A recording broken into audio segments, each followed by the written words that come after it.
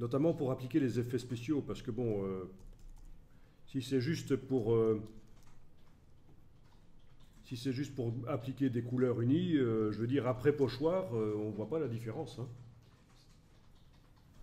C'est quand il y a des effets spéciaux qu'on va voir, quand il y a des bords, des contours, qu'on va voir la différence. Ben oui, notamment si je mets à tous ces objets un contour blanc, et là on revient à une chose qu'on a vue lundi en fait, hein.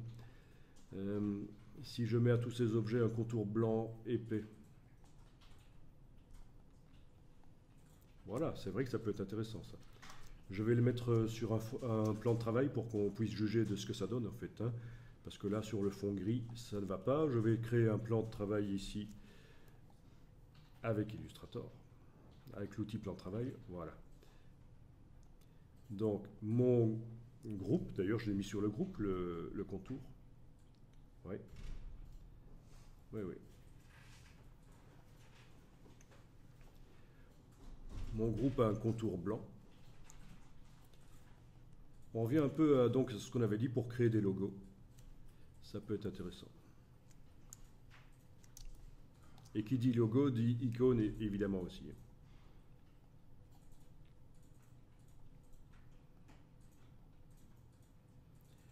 Ok. Vous vous souvenez, je le remontre rapidement. Si je veux obtenir les objets ici sur un fond transparent, je vais ici dans le menu affichage afficher le damier transparence. On voit que, ben évidemment, mon contour blanc, il est blanc. Une manière rapide de faire, c'était objet pixelisé. Pixelisé en haute définition 300 pixels par pouce. Puis fenêtre vectorisation de l'image. Dans la vectorisation, donc j'enclenche la vectorisation en cochant aperçu ou vectorisé. Ça me dit que ça risque d'être lent sur cette grande image. Je dis c'est pas grave, ok. Ça vectorise. Dans les options de vectorisation ici, je vais dire que j'ignore le blanc. Voilà. Et oui, vu qu'il y avait de la couleur sur cet objet, je vais devoir demander une vectorisation en couleur.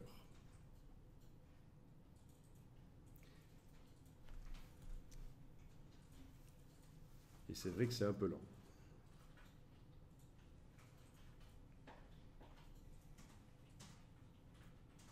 Ça peut être scripté, cette fonction, hein. Le fait de pixeliser l'image puis de la vectoriser, on peut utiliser un script pour accélérer les choses. Voilà, donc cette fois-ci, le contour blanc a disparu. Par contre, les effets du contour blanc sont toujours là. Il y a de la transparence entre les différents objets. Objet, vectorisation d'image décomposée, et j'obtiens des vrais vecteurs que je peux sélectionner un à un pour aller changer éventuellement leur couleur de fond, voilà, etc.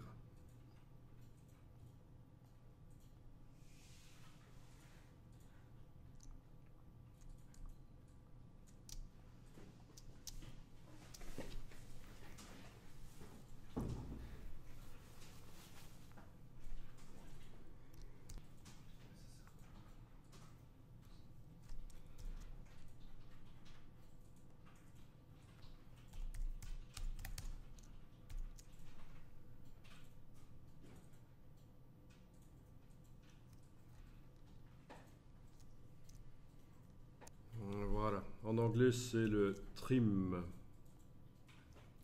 Ça enlève les parties d'un objet qui a un fond, hein. Les parties d'un objet qui a un fond, ça les enlève, celles qui sont cachées.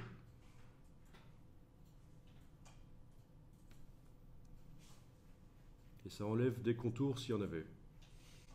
Et ça ne fusionne pas les objets qui ont la même couleur.